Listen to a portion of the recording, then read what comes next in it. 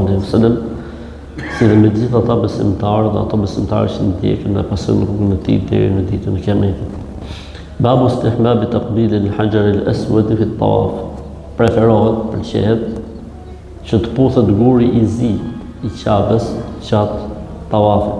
Guri i zi ka zbrit thot pejgamberi alayhis salam, ka zbrit thot nga xheneti më i bardhë se sa qumshti, dhe e kanë nxjerrë ato gjunahet e njerëzve.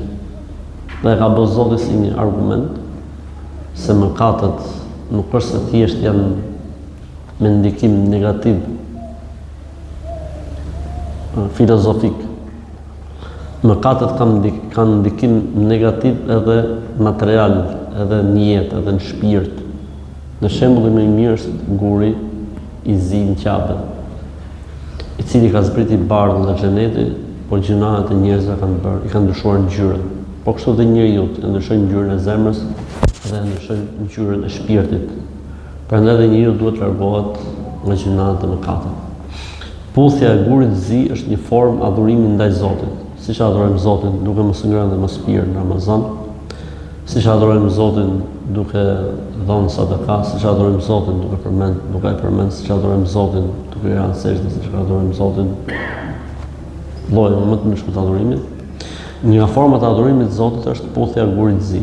Po pse puthet? Kështu do Zoti. Po mos vallë besoni ju gjë te ky guri, se mos ky guri s'besojmë asnjë gjë. Do të besosh po të na thojë Zoti diçka, ose profeti alayhis salam, po të na thoshin, do ta besojsh. Po përdesa Zoti si ka lënë asnjë lloj veçorie dhe vetie këtij guri, ne nuk besojmë. Ne besojmë vetëm çfarë thot Zoti dhe i dërguari i tij sallallahu alaihi wasallam. Kështu që puthja e gurit bëhet vetëm si adhurim për Zotin. Omer ibn Khattabi radhiyallahu anhu thoshte: unë e di shumë mirë pasha Zotin se ti je një gur që nuk bën as dëm as dobi. E mira dhe e keqja vjen vetëm prej Zotit. Por mos ta kisha parë pejgamberin sallallahu alaihi wasallam që të puthte, s'do të kisha puth kurrë.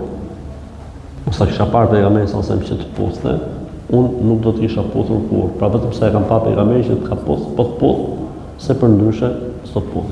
A është e preferuar në kohën kur ka shumë njerëz dhe trafik njerëzor që të bëhet puthja e gurit të zi? Jo.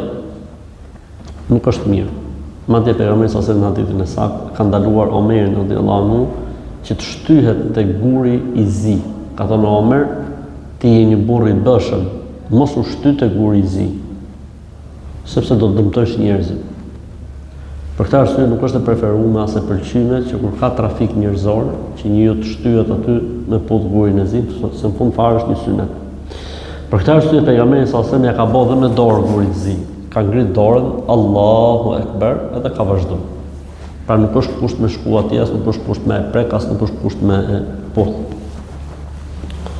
Ama kur janë kushtet, kur janë mundësi, për shumë s'ka njerëz shumë të bëjë tavaf, dhe mund të futet njeriu lirshëm, le të futet, s'ka problem.